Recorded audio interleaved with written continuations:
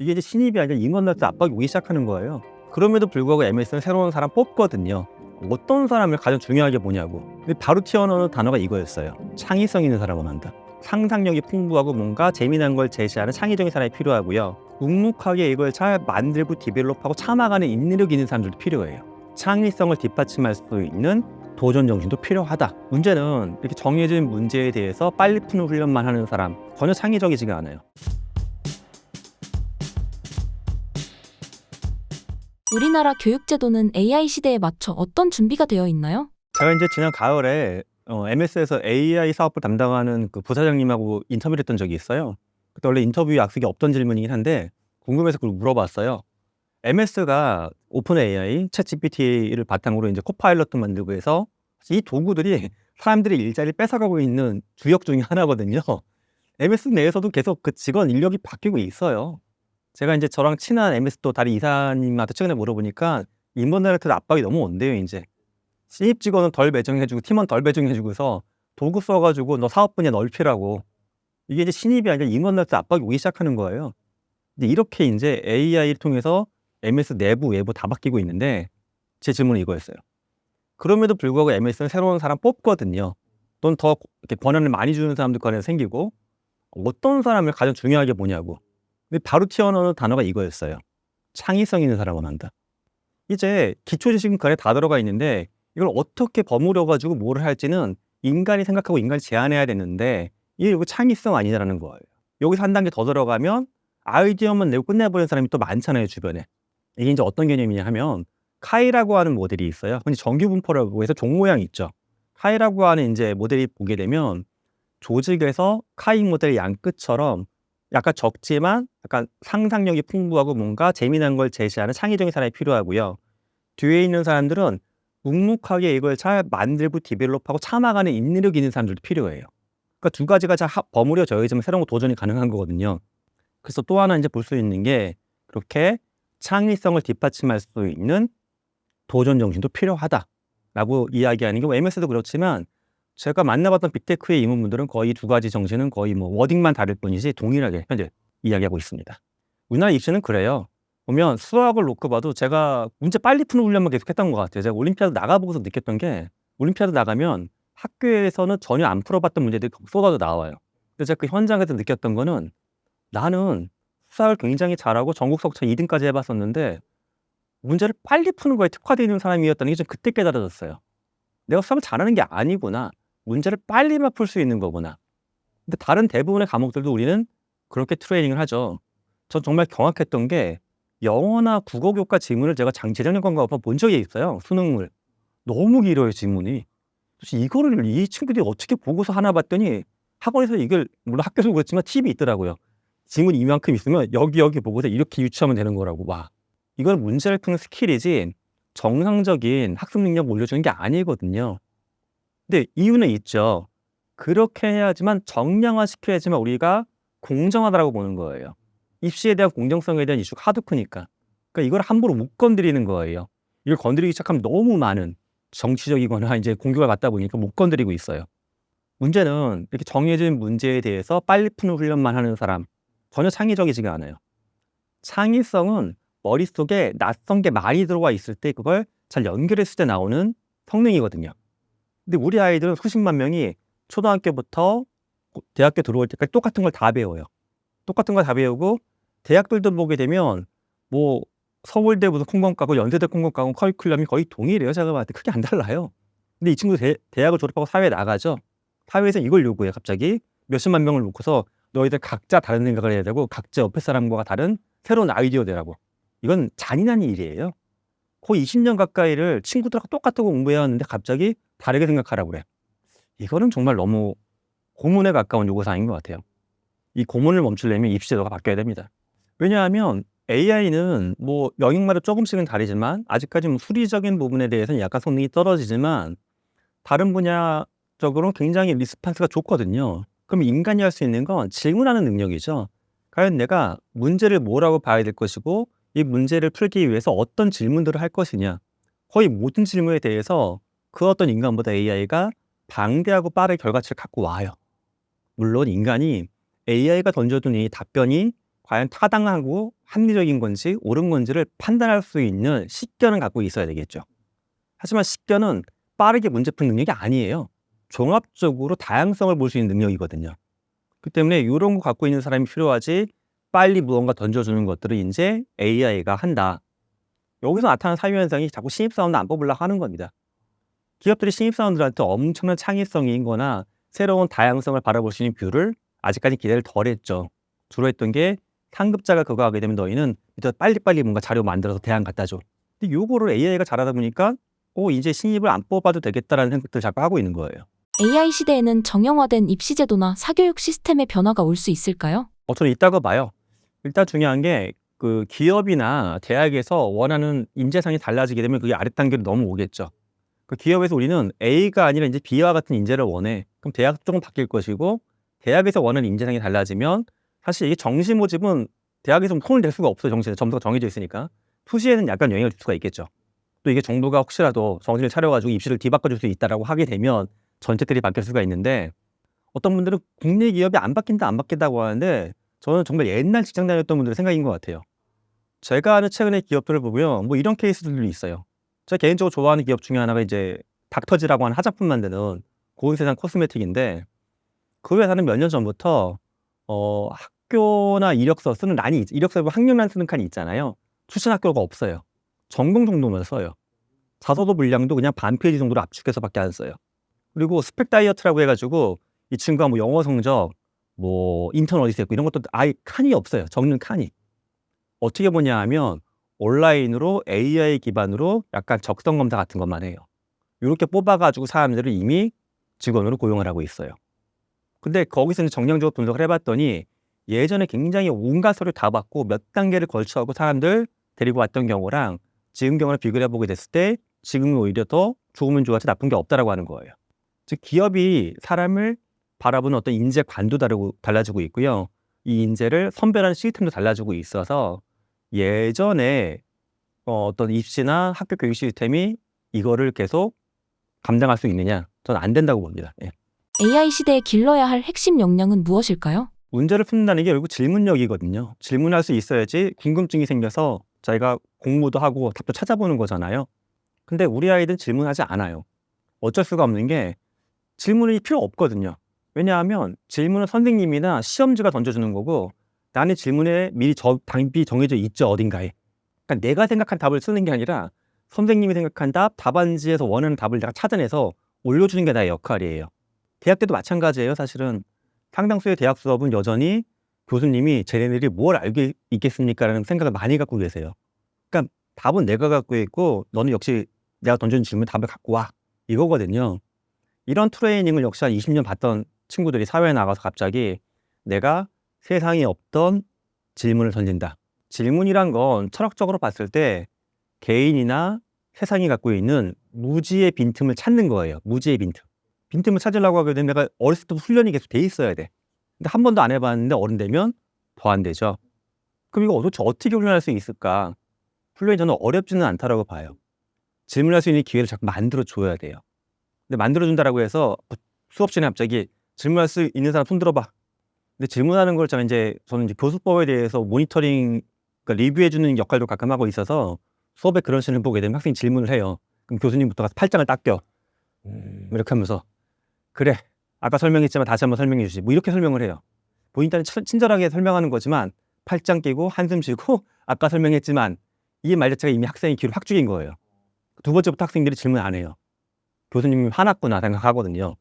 정말 단순한데 이렇게 해보시는 것도 괜찮아요.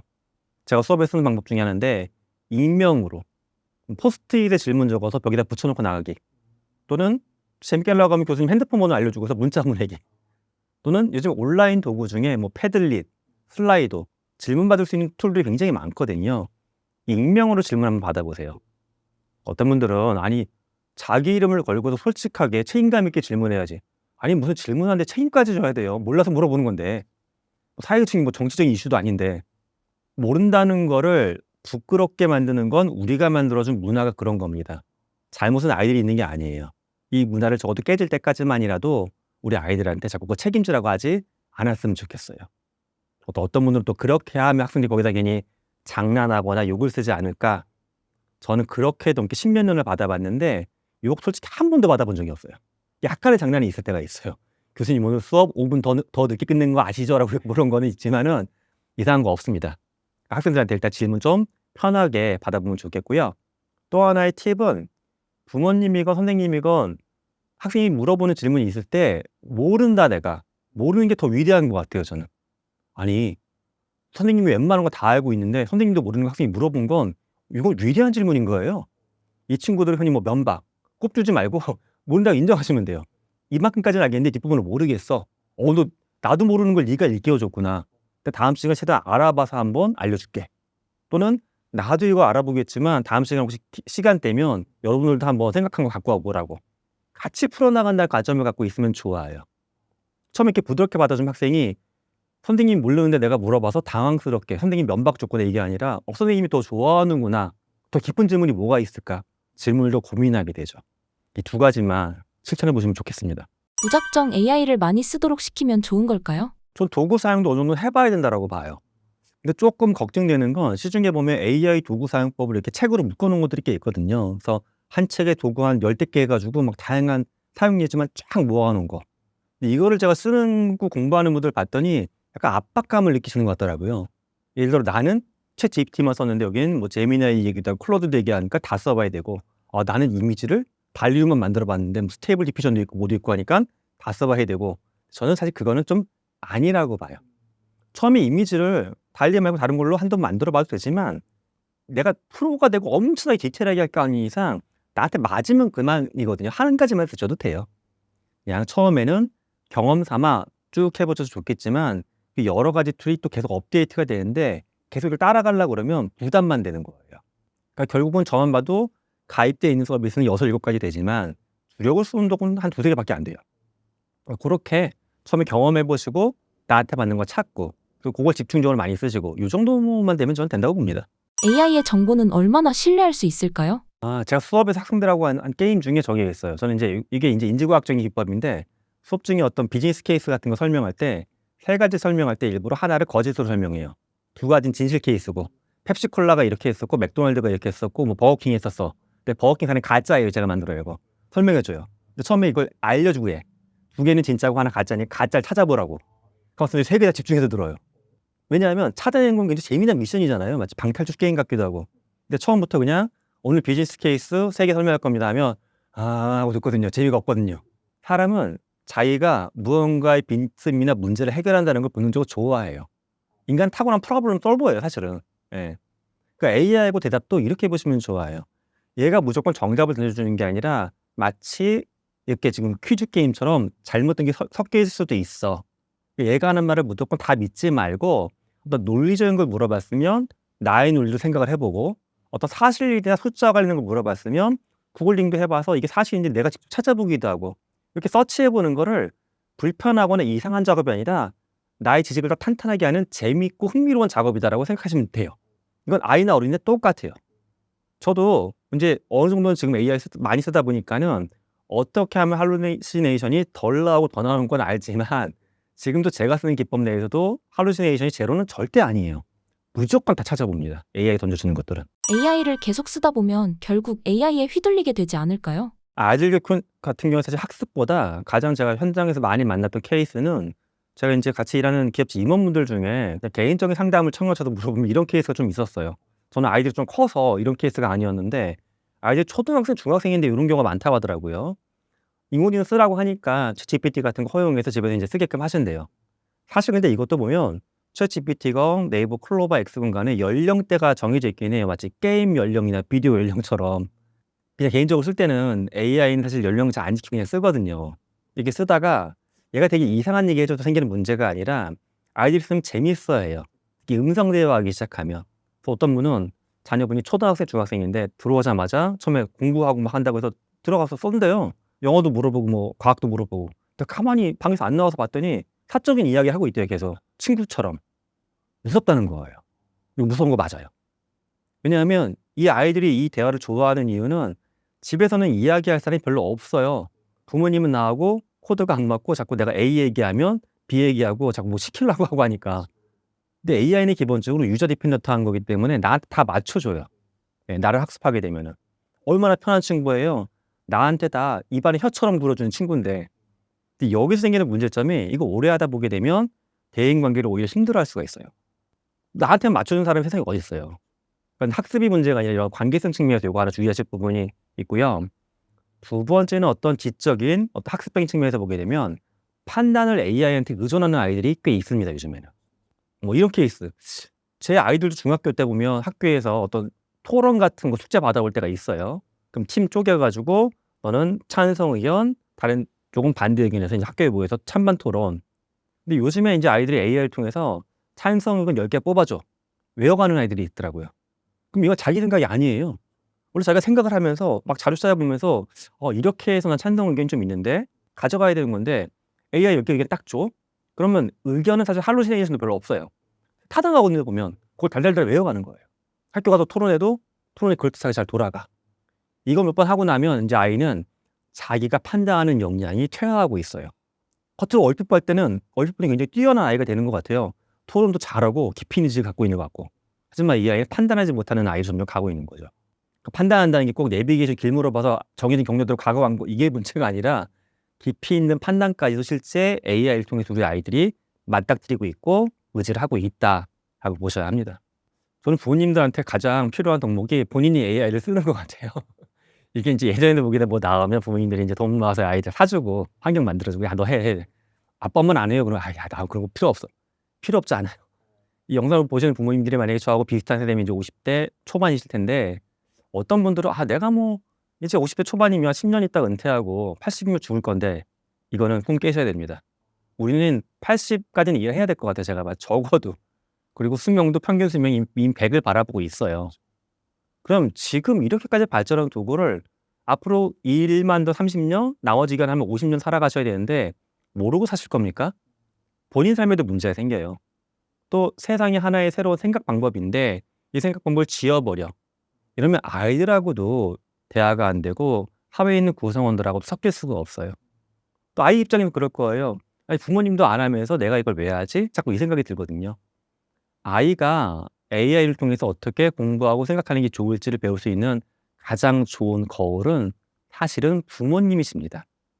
부모님이 AI를 통해서 직장 업무하거나 독서 토론도 조금씩 해보시고 아이하고 뭐 문제 생기면 거기 한번 이야기 좀 나눠보면서 이렇게 자연스럽게 삶의 다양한 곳곳에 AI를 쓰는 걸 보게 되면 아이가 따라서 나도 이렇게 좀 현명했으면 좋겠구나라고 배워갈 겁니다. 부모님이 AI 좀 써보시면 좋겠습니다. 휴머노이드가 앞으로 산업 구조에 어떤 영향을 미치게 될까요? 우리나라의 산업을 놓고 봤을 때 많은 분들이 잘 모르고 있는 숫자가 한 가지가 있긴 해요. 산업 분야에 로봇 적용된 비율. 예를 들어 노동자 1000명당 로봇을 몇 대 쓰느냐 이런 거 통계가 있거든요. 이런 걸 보면 한국이 전 세계에서 1등입니다. 어떤 분들 우리나라가 5등, 6등 할 거라고 생각하는데 1등이에요. 그것도 월등하게 1등. 2, 3등 하는 국가 중에 뭐 일본 있고 독일 있고 순위가 왔다 갔다 하거든요. 그런데 이런 얘기 들으면 근데 난 주변에서 로봇을 본 적이 없다. 주변에서 보는 로봇은 우리 집에 있는 로봇 청소기, 우리 집에 있는 남편 이 정도면 로봇 같고 주변에 로봇은 없다. 식당에 있는 거 서빙 로봇 그것도 로봇입니까? 이렇게 물어보세요. 이렇게 제목만 왔다 갔다 하는 애. 그런데 산업 현장 로봇은 여태까지는 인간처럼 생기지가 않았어요. 그래서 주로 작업 현장을 가보게 되면 인간하고 작업이 분리되어 있어요. 왜냐하면 부딪혀서 다칠 수도 있고 인간이 할 수 없는 환경에 들어와서 뭔가 하는 거기 때문에 분리되어 있었는데 휴머노이드의 가장 큰 특성이 인간처럼 생기고 인간의 동작을 따라하는 존재거든요. 그러면 이제 그럼 대규모 반도체나 자동차 생산 라인이 아니어도 작은 공장에도 로봇이 들어갈 수도 있고 식당에도 이렇게 쟁반 어설프게 날라주는 로봇이 아니라 뭔가 복잡한 일을 식당에서 할 수도 있고 우리 집에도 들어올 수 있고 이렇게 로봇의 전파가 특정 산업이 아니라 다양한 산업, 다양한 규모, 일상의 영역까지 들어올 수 있다. 이게 이제 큰 변화의 방향성으로 보시면 되겠습니다. 휴머노이드 산업의 글로벌 경쟁 상황은 어떤가요? 사실 뭐 이게 초창기고 굉장히 하루하루 여러 가지 뉴스가 쏟아져 나오는데 종합적으로 보면 현재 저는 가장 그러니까 주목해서 보는 국가는 미국하고 중국입니다. 미국이 이제 뭐 제스낭이 올해 CES 기조연설에서도 코스모스라고 하는 새로운 이제 월드 파운데이션 모델을 발표했는데 이게 피지컬 AI 학습시키는 플랫폼이라고 보시면 돼요. 기존에 뭐 아이삭심도 있었고 뭐 옴니버스도 있었지만 이걸 다 묶어주는 하나의 표준 플랫폼으로 코스모스를 얘기했는데 이 피지컬 AI라고 하면 대표적인 게 크게 두 가지예요. 자율주행 자동차하고 로봇. 그중에서 로봇 중에는 휴머노이드. 그래서 미국 쪽이 뭐 테슬라가 만든 로봇도 있고요.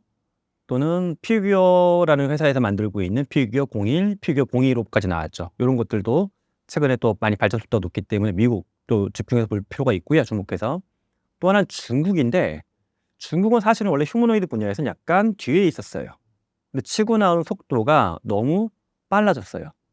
또 중국은 지금 로봇 만드는 스타트업들도 있고 규모가 좀 큰 기업들도 있는데 전 최근에 봤던 케이스 중에 좀 흥미로웠던 게 중국 상하이 지역에 로봇 훈련장이 생겼어요. 농구 코트의 3-4배 정도 사이즈인데 작은 크기가 아니죠. 동시에 100종류의 휴머노이드가 들어가서 트레이닝 받을 수 있는 공간이에요. 상상을 해보시면 휴머노이드가 트레이닝 하다라는 게 머릿속에 안 그려질 것 같은데 휴머노이드가 만약에 방 정리하는 걸 배워야 돼. 우리 집에서 만약에 청소. 바닥만 이렇게 미는 게 아니라 그러면 집 같은 공간이 있고 인간이 옆에서 청소를 해줘요. 어떤 고글 같은 거 쓰고 장비 같은 거 치고 휴머노이드 옆에 따라서 청소를 하는 거예요. 이걸 반복해서 하게 되면 학습이 되는 거예요. 이렇게 다양한 씬에 대해서 학습하는 훈련장이 중국에 생겼습니다. 그리고 또 중국은 국가 정책적으로 휴머노이드를 기간 산업화 시키겠다고 이미 선언을 했습니다. 최근에도 보기에 친절 행사에도 로봇 갖다 쓰기도 하고, 그래서 중국하고 미국의 발전 속도가 좀 빠른 편이고, 그 다음에 유럽에서 특히 독일 쪽이 좀 잘 치고 올라오고 있고, 반면에 이제 한국이나 일본이 원래는 잘하는 편이었어요. 근데 다른 국가가 치고 올라가는 속도 대비는 우리나라나 일본이 약간 조금 좀 빠져 있는 것 같은 느낌은 듭니다. 현재 휴머노이드 로봇은 얼마나 발전하고 있나요? 젠슨왕이 CES 기조연설에서 했던 워딩 중에 이런 표현이 있었어요. 로봇에 챗 GPT 모먼트가 온다. 저는 이게 되게 짧지만 아주 인사이트풀한 문장이었는데 챗 GPT 모먼트가 그런 거였거든요. AI가 역사가 수십 년이 됐는데 주변에 AI 쓰는 사람이 없어 보여. 뭐 AI 뭐 내비게이션이 있다고 하지만 이게 뭐 대단한가? 이렇게 생각했는데 챗 GPT가 나오면서 사람들이 충격을 받은 거죠. 그러니까 계단식 성장이 그러니까 스파이크처럼 딱 성장. 로봇도 마찬가지예요. 로봇은 인간의 상상력으로 놓고 보게 되면 1800년대 초반 소설에 로봇이 등장을 해요. 오토마타라는 형태로. 근데 산업용 로봇이 있지만 뭐 별거 아닌 것 같았어. 근데 젠슨왕이 얘기했던 챗 GPT 모먼트가 로봇에 온다는 말은 로봇의 학습이 이제 더 빨라지고 정교해지기 때문에 어느 순간 훅 좋아진다는 거예요. 훅 좋아진다. 근데 이제 아직까지는 영상을 찍고 있는 2025년 초 기준으로는 아직 우리 집에는 휴머노이드가 없는데 일단 올해만 놓고 봐도 중국에 있는 로봇 기업들이 로봇을 가정용으로 판매하겠다라고 하는 기업들이 몇 군데 있어요. 대략 한국 돈으로 따져봤을 때 2천만 원 초반 정도 가격대를 이야기 하더라고요. 그럼 이제 그런 걸 필두로 해서 들어올 수가 있겠죠. 현재는 저런 거는 있어요. 가장 걱정하는 게 혹시라도 인간을 해칠까 봐 걱정하는 거예요. 뭐 터미네이터처럼 뭐 총을 쏘고 목을 조르고 이러는 게 아니라 로봇 단에는 자기가 어떤 작업을 하는 건데 잘못해서 오작동해서 일례로 국내 이제 사과 생산지에 제가 갔다 본 케이스이긴 한데 사과 같은 거 포장하거나 분리할 때 로봇을 써요. 산업용 로봇을 박스 같은 거 넣어서 패킹할 때 팔이 이렇게 있잖아요. 근데 얘가 잘못 비전으로 인식을 해가지고 사람을 이렇게 집어올린 케이스가 있어요. 근데 이제 뭐 사망하시지는 않은데 갈뼈가 많이 다치셨더라고요. 이런 것들 이렇게 의도는 없지만 작업 환경 내에서 인간을 다치게 할 수는 있거든요. 그래서 이런 것들을 이제 예방하기 위해서 아직까지는 격리돼서 훈련하고 있고 일부 씬을 봐도 인간하고 격리된 공간에서 자기 혼자 근무하는 게 현재는 나와 있지만 점차적으로 이제 일반적으로는 들어오는 쪽으로 오고 있고요. 가장 산업적으로 대규모로 이제 작년부터 시도된 케이스는 BMW가 미국에 이제 자동차 공장을 신축을 했어요. 거기에 보게 되면 피규어 02라고 하는 로봇을 투입을 했는데 이 로봇은 일단 성과를 놓고 보게 되면 현재 최근에 발표된 실험 성과만 놓고 봐도 작업의 정밀도, 속도가 각각 인간 작업자보다 7배, 4배나 좋았습니다. 여기서 좀 더 다양하게 작업할 수 있고 인간 작업자가 옆에서 왔다 갔다 할 때도 안 다치게 할 수 있으면 뭐 인간 근로자처럼 대화하고 같이 담배 피우면서 상사 뒷담화 까고 이런 건 안 되겠지만 그냥 일반적인 노동자 측면에서는 가치 있다라고 인정될 것 같아요. 예, 미국의 케이스를 보면 미국은 2030년 정도 되면 이제 다르파에서 발표한 게 보게 되면 국방 분야에도 휴머노이드를 투입하겠다고 이미 선언했어요. 5년 뒤죠. 전장에 총을 든 로봇이 들어간다는 거예요. 사실 중국은 발이 한 발 더 먼저 가고 있어요. 작년에 이제 중국 공영방송에 발표된 그 케이스를 보게 되면 중국하고 이제 캄보디아 군대가 연합훈련하는 장면이었던 것 같은데 유니트리에서 발표한 로봇 중에 아직 휴머노이드는 아니고 발 4개 달린 로봇인데 등에 총을 장착해서 사격하는 걸 했거든요. 이게 이제 인간 형태 로봇으로 올라가는 게 그렇게 먼 미래는 아닌 거죠. 휴머노이드 로봇이 더 발전하려면 가장 시급하게 해결해야 할 문제는 무엇일까요? 저는 오히려 가격은 그래도 꽤 해결이 된 것 같아요. 우리가 인간 한 명의 가치를 돈으로 환산하면 얼마일까? 너무 좀 냉정한 질문이지만 노동자 한 명, 만약 군인 한 명인데 이 군인을 로봇으로 대체할 수가 있어. 똑같은 어떤 군인으로서 역할을 할 수 있는데 이러면 생각보다 수치가 그렇게 낮지가 않잖아요. 군인 한 명을 만약 몇백만 원, 뭐 1,000만 원 부르시는 분은 없을 거예요. 그죠? 그렇게 놓고 봤을 때 중국에서 나온 저가 로봇이 2천만 원대, 산업용으로 개발되고 있는 휴머노이드를 보게 돼도 뭐 10억대는 아니에요. 아직까지. 3억, 4억 정도 이야기거든요. 전 그러니까 충분히 가격은 내려갔다. 근데 저러면 또 달라질 수가 있죠. 만약에 가사도우미 휴머노이드가 필요해. 근데 가사도우미가 들어와. 그럼 얘가 집에서 손빨래를 로봇한테 시키는 건 너무 비효율적이지만 집안 돌아다니면 정리도 하고 숙제도 봐주고 요리도 하고 이런 거는 만약에 가격이 1,000만 원, 2천만 원대 정도 돼도 그걸 비싸죠. 비싼 건 맞아요. 근데 이런 시장이 가능하죠. 2천만 원이야.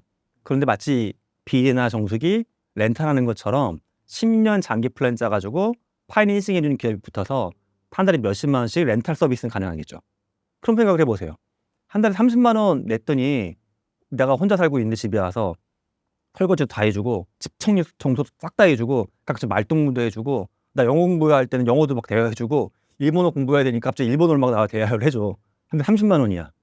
할 것 같지 않으세요 이거? 네. 그러니까 저는 가격은 오히려 지금 괜찮은 것 같은데 기계공학적이나 전자공학적으로도 사실 발전은 꽤 됐어요. 오히려 현재 가장 바틀렉, 최근에 풀리고 있는 분이긴 하지만 느렸던 분야가 학습이었어요. 학습. 왜냐하면 생성형 AI, LLM만 놓고 봐도 LLM이나 생성형 AI도 중요한 게 학습에 들어가는 데이터였거든요. 로봇을 학습시키려고 하게 되면 인간의 동작이 어떤 자료가 많이 되어 있어야 돼요. 근데 LLM 학습시킬 때 텍스트, 글자잖아요. 이거 갖고는 로봇은 학습이 안 돼요. 춤을 춰봐. 춤을 뭐 무용가가 나비와 같이 어떻게 췄다. 이걸 로봇한테 이야기해줘봤자 로봇이 나비와 같이 춤추는 거 이거 학습이 안 돼요. 네. 근데 영상이거든요. 또는 3차원 좌표 데이터. 근데 이제 코스모스에 들어가 있는 그 엔비디아 플랫폼 놓고 보면 영상 데이터만 코스모스가 품고 있는 게 2천만 시간 물량이에요.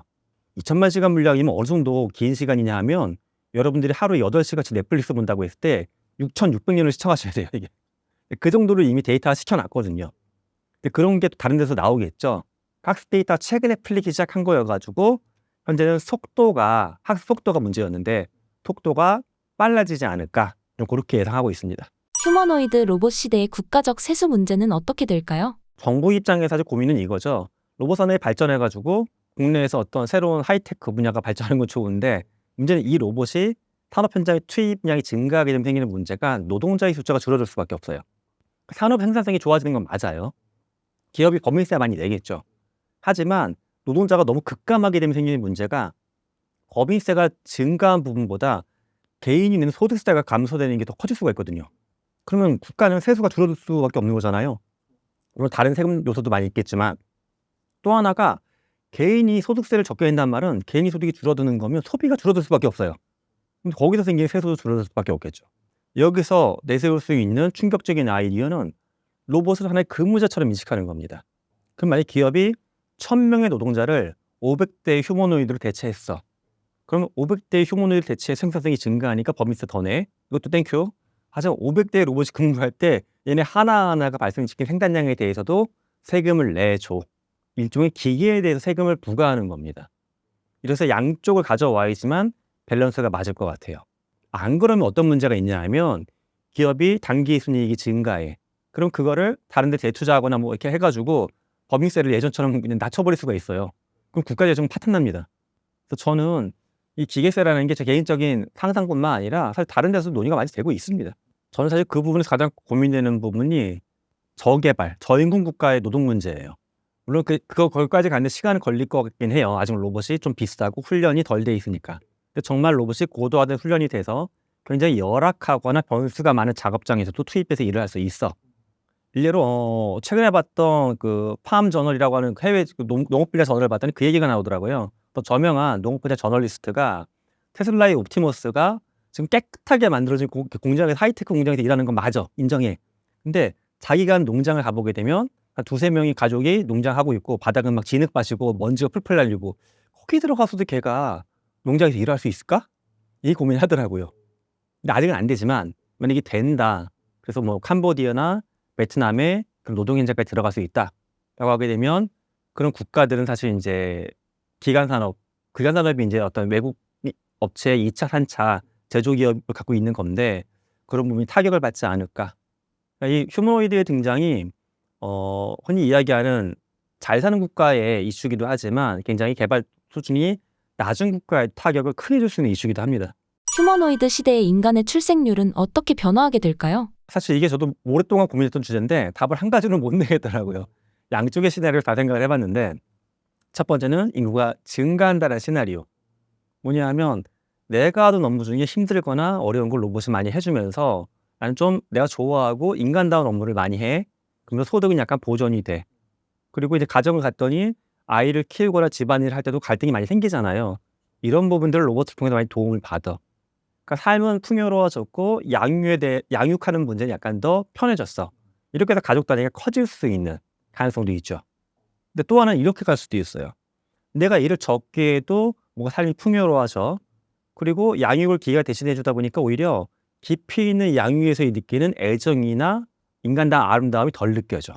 굳이 내가 가정을 형성을 해야 될까? 나 혼자서 국가가 지원해주는 기본소득을 갖고서 로봇의 도움을 받으면서 혼자 사는 게 더 속편하다. 이렇게 볼 수도 있을 것 같아요. 근데 물론 한쪽으로 쏠리진 않고 양쪽의 집단이 다 형성될 것 같은데 과연 이거는 그거죠. 어떤 집단이 더 크게 형성될 것이냐. 이거는 저도 아직까지 좀 풀어가야 되는 아직 답을 정확히 하지 못한 질문이긴 합니다. 지구에는 몇 대의 휴머노이드 로봇이 생겨나게 될까요? 그래서 제가 좀 유명한 분들의 어떤 말도 찾아보긴 했어요. 그분들의 예측. 일단 가장 숫자를 크게 지르는 분이 또 일론 머스크 그분이잖아요. 이분은 한 뭐 십몇 년 뒤에 2040년 정도를 놓고 봤을 때는 10억 대까지 이야기했고 많으면 100억 대까지도 바라본다고 본인은 이야기하는데 또 다른 이제 벤처 투자자분들을 놓고 봤을 때는 10억 대 정도 이야기하는 분들은 꽤 계시기는 해요. 근데 저도 이제 이거 계산을 해봤어요. 한 5년 뒤, 10년 뒤, 20년 뒤 정도 계산해봤는데 제가 산출해봤을 때 이거보다 약간 좀 낮아졌어요. 전 숫자가. 저는 이제 어떻게 추정했냐 하면 이렇게 너무 복잡하고 거시적인 거 추정할 때 쓸 수 있는 방법 중에 하나가 페르미 추정을 많이 쓰기도 하거든요. 페르미 추정은 이제 엘리코 페르미 물리학자가 폭탄 터질 때 그 충격량 계산했던 방법이긴 한데 기본적인 가정 몇 가지 해가지고 답을 그냥 어마운트로 잡아오는 거예요. 예를 들어 구글이 뭐 내는 입사 문제 중에 샌프란시스코에 피자 가게가 몇 개 있을 것이냐, 뭐 런던에는 뭐 피아노 주율사가 몇 명 있을 것이냐, 이런 거 이제 유추할 때 쓰는 건데 그렇게 해봤어요 저는. 그래서 현재 산업 현장에 산업용 로봇이 몇 퍼센트 정도 비율이 있는데 휴머노이드는 일반 산업 현장도 들어갈 수 있다라고 했잖아요. 그래서 그거 있고 또 하나는 사람들이 갖고 있는 사회적인 수용성의 문제, 일자리 저항의 문제가 있고 이런 것들을 이제 변수화시켜서 계산을 해보면서 이렇게 해봤더니 저는 한 20년 뒤를 놓고 봤을 때는 일론 머스크보다 약간 보수적으로 잡아봤어요. 저는 한 7억 대, 8억 대 정도. 지구상의 인구가 이제 현재 이 AI나 휴머노이드 이슈 전 버전의 유엔 보고서를 놓고 보게 되면 인류가 증가 추세거든요. 약간은. 그래서 한 90억 정도 가까이 바라보고 있긴 해요. 85억에서 90억. 그렇게 놓고 봤을 때도 85억 명 있는데 휴머노이드가 8억 대가 있다 그러면 인구 대비 10분의 1이니까 인간 대비 10분의 1이니까 어마어마하죠. 여담이긴 한데 10대 1로 만약 전쟁을 하게 되면 터미네이터 세계관이 현실화가 되는 거죠 진짜. 신사임당 시청자분들을 위한 한마디 부탁드립니다. 네, 여러분도 혹시 토큰 아십니까? 토큰 하면 뭐가 생각나십니까? 아마 굉장히 젊은 구독자분들은 토큰 하면 암호화폐 생각하실 것이고 저처럼 나이가 있는 분들은 버스 토큰 생각하실 거예요. 버스 토큰 1990년대 후반까지 쓰다가 없어진 물건이죠. 이렇게 우리가 살아왔던 건 사실 굉장히 빠르게 변했습니다. 다만 이제 인간은 인지적으로 봤을 때 지난 변화를 자꾸 무시하는 경향이 있어요. 변화가 너무 빠르다라고 스스로 생각하면 이게 엄청난 스트레스 작용이 되거든요. 근데 저도 뭐 변화를 좋아하는 사람은 아니지만 우리 앞에 놓인 변화의 속도나 총량은 더 강하게 다가온다. 이게 냉정한 현실인 것 같습니다. 그래서 변화를 냉정하게 바라보시고 너무 스트레스 받지 마시고 하나하나 배워가시면서 즐기시면 좋겠습니다. 변화를 즐기는 여러분이 되시면 좋겠습니다. 고맙습니다.